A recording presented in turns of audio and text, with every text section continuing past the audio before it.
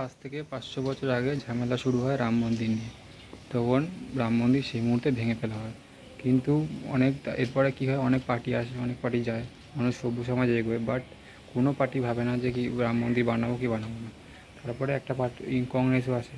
তো কংগ্রেসের একজন নেত্রী, যে রাজীব গান্ধীর বউ ছিল, সোনিয়া গান্ধী, হ্যাঁ, উনি বলেন যে রামকেই তার প্রমাণ দাও, এদিকে ভারত হচ্ছে শ্রীরামচন্দ্রের জন্মভূমি, ঠিক আছে, তা হয়ে হলো।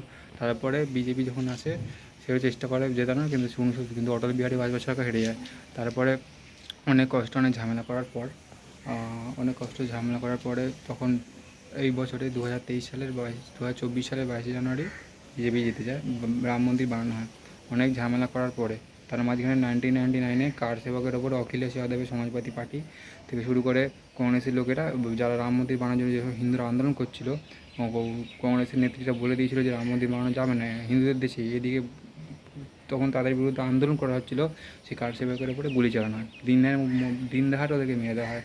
সেই পার্টি, সেই অখিলেশ যাদবের পার্টি, সমাজবাদী পার্টি, আজ বিজেপির দিকে হারিয়ে দেওয়ার চেষ্টা করছে। বিজেপি তার সাথে লড়তে বিজেপি কষ্ট হচ্ছে কেন?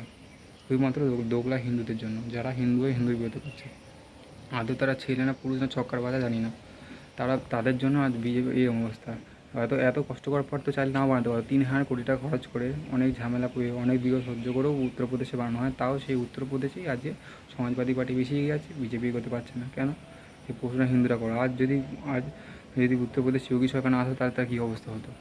চারিদিকে গুন্ডাগার্দি ছড়িয়েছিল, যখন তখন হিন্দুদেরকে উঠিয়ে নেওয়া যায়, রেপ করা সব হচ্ছিলো, কেউ কিছু হচ্ছে না। আর ইউগি যে হয়তো না থাকার ফলেই 10 বছর উত্তরপ্রদেশে ডেভেলপমেন্ট হয়। আর রাম মন্দির হওয়ার পরে পুরো ইন্ডিয়ার 29 টোটাল, ভারতবর্ষের যে 29টা টোটাল রাজ্য, তার মধ্যে 2 নম্বর সবথেকে বেশি আর্থিক দিক দিয়ে, জিডিপির দিক থেকে গ্রোথ করতে সাহায্য করে, সবথেকে বেশি ধনী রাজ্য হয় উত্তরপ্রদেশ।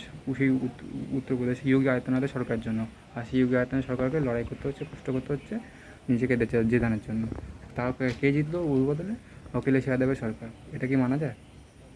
যারা কারসেবকের উপর গুলি চালিয়েছে, যারা হিন্দুদের মন্দিরে জুতো পরে ঢুকে যায়, রমজানের সময় যারা আনন্দ রমজান মানায়, ঠিক আছে মানায়, কিন্তু যখন হিন্দুদের মন্দিরে পায় তখন জুতো পরে ঢুকে যায়।